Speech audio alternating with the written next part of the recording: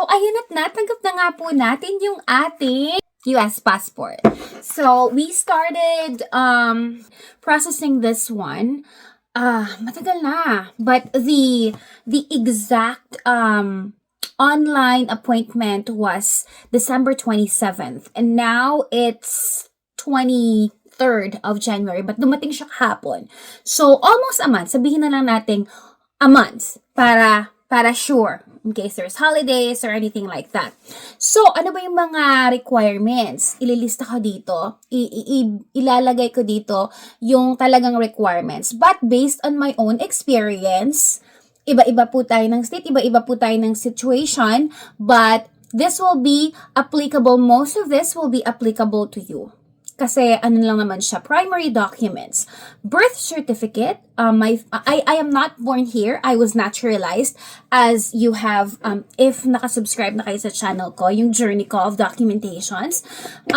So birth certificate ko, naturalization certificate ko, yung binigay nung nag-oath taking kayo, dalhin niyo yun. Driver's license, both me and my husband and I. Tapos, nila ko yung birth certificate ng husband ko, but hindi kailangan, driver's license lang talaga. But just in case, you know. Tapos, ano pa ba? Marriage certificate namin, authenticated by NSO yon, pero I don't know if it would matter. Ayun, ano pa ba? Tapos, dinala ko yung husband ko rin kasi he's kind of like vouching for me and I'm vouching for our child. Kasi nga, siya naman yung blue passport holder noon. Wala pa naman akong blue passport noon. So, ayun lang. At saka yung picture, you can actually do it in the USPS, but I preferred to do it at CVS. Nasa mga $16 siya. Siyempre, depende sa CVS kung nasaan kayo, no?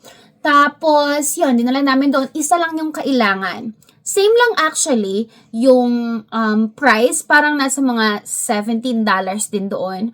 So same lang, nasa sa inyo lang kung saan kayo kukuha. But the tricky part is hindi lahat ng USPS, hindi lahat ng postal office is my photo. So, mamimili kayo doon ng location. Pag nag-online kayo, ililink ko rin dito yung online website kung saan kayo mag-a-apply at kung saan kayo kukuha ng schedule for your passport.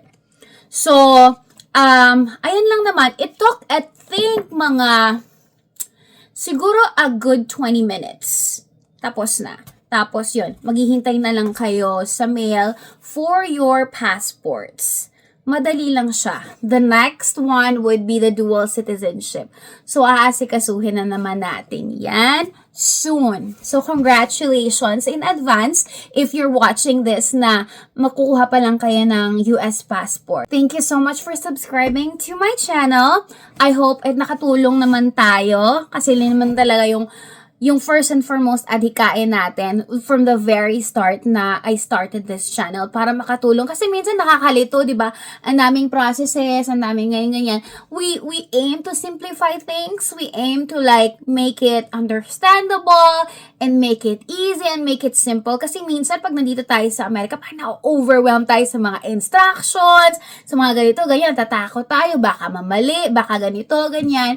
So yan po yung adhikain natin. Magtulungan po tayo. Caring is sharing. At saka dahil caring is sharing, subscribe na po kayo sa channel ko. Thank you so much. Bye!